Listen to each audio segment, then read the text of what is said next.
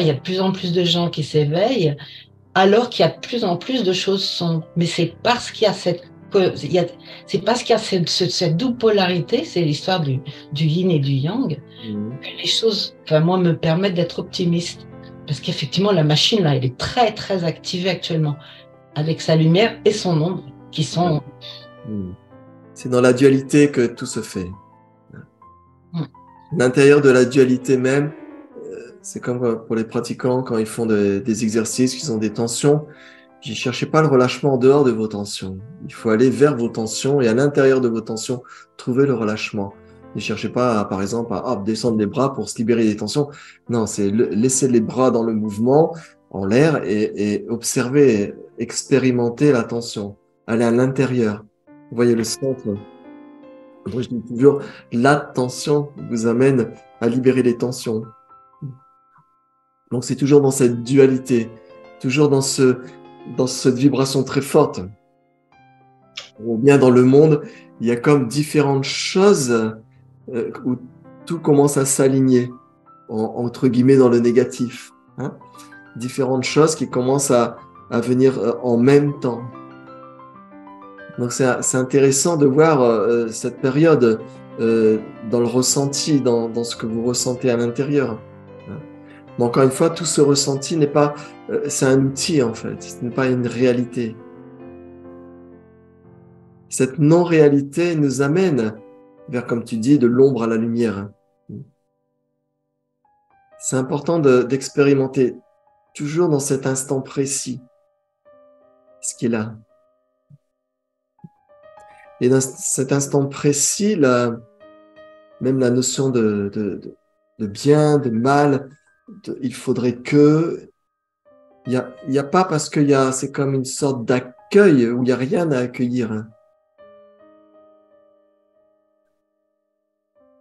Et est-ce qu'on pourrait pas dire aussi que la lumière nous montre l'ombre? Parce qu'on dit toujours qu'on va de l'ombre à la lumière, mais on va aussi de la lumière à l'ombre.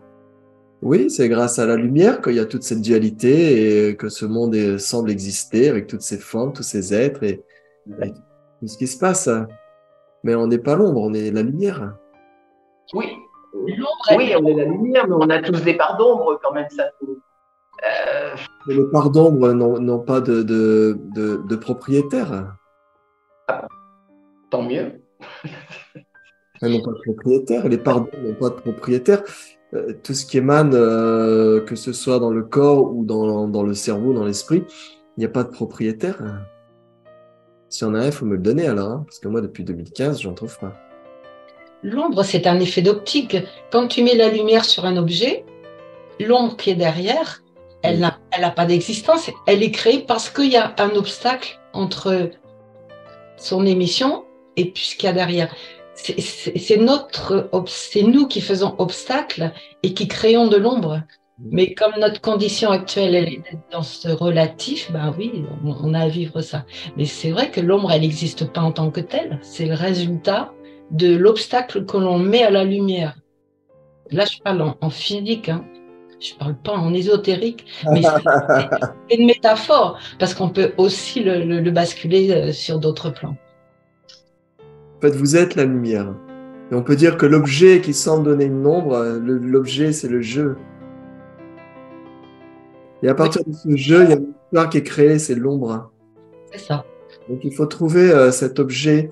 Mais on a l'impression que maintenant, cette sorte de vacuité a besoin d'expérimenter à travers cet objet qu'on appelle le corps, le jeu, l'esprit. On a l'impression qu'il y a une sorte de recherche d'expérience, Mm. Ouais. bonne ou moins bonne. Mais c'est un mystère, hein. C'est une impression.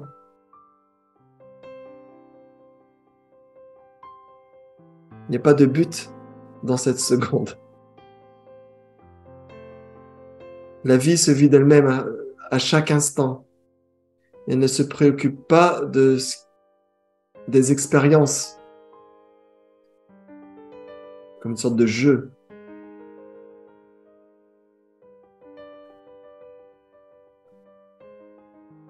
Il n'y a pas de...